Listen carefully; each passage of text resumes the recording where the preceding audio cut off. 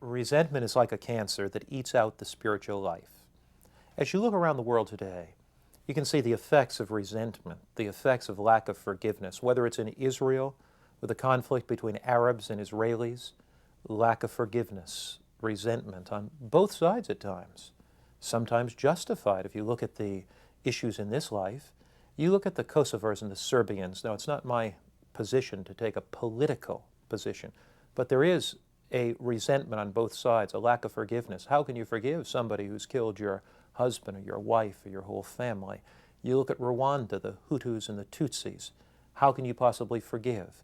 You look at Northern Ireland, a conflict between Catholics and Protestants, and there's bitterness and anger and resentment. What is the essence of forgiveness? Or you look at a woman whose husband has run off with another woman, and he's left her alone at 47 years old. The kids are grown now and out of the home, and she's alone, and she cries herself to sleep at night, feeling unworthy and unwanted and resentful and bitter. Or you look at a man whose wife has left him for somebody else, bitter. You look at a son who's been abused by a father, bitter. You look at a daughter defiled by a brother, bitter. Our world is filled with bitter people. I saw this forgiveness applied in a marvelous, marvelous way. There was a woman, late 40s, who brought up her children. They were now in their 20s. And she and her businessman husband, she had what they thought was a wonderful marriage until she began to find little love notes from him to another woman. Until she began to find hotel receipts at hotels that he was staying at with this other woman over the weekend.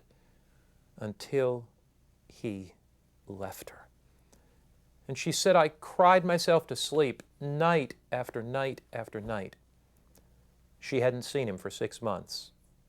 And their eldest son, 23, 24 years old, was going to get married. And at that wedding, she would meet for the first time her husband's new bride, because he had now divorced her and remarried. What a time to meet that new bride.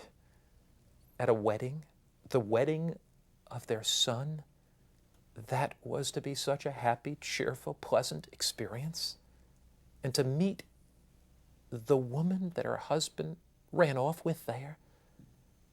She wrote a little note to her husband and she said, look, this is not going to be an easy weekend for you, and it's not going to be an easy weekend for me.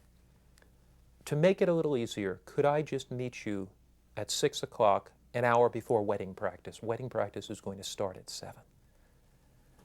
And so at 6 o'clock, they were to meet at the church. She got there at 5:30.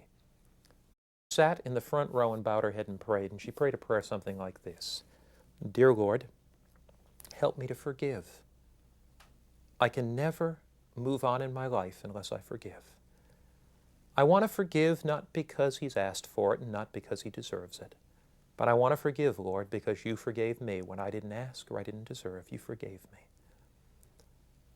She prayed for a half an hour. At 6 o'clock, she heard the door creak.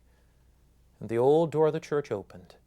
And she turned, and there was her husband, hand in hand with his new bride, 15 years younger. She had to admit that the woman certainly was beautiful. She walked up to this man, her husband, who had now remarried, and she put her hand on his shoulder and she called him by name. I'll call him John. And she said, John, I just want you to know that in spite of my hurt, I have chosen to forgive you. And she looked at the woman and she said, this is not going to be an easy weekend for any of us. And I may get a little emotional, but I want you to know that I forgive you. And she turned and walked to her seat. Later, when we talked to her, we said, how could you do it? And her response was, how could I not do it? Not to forgive would imprison me in resentment. Not to forgive would imprison me in bitterness.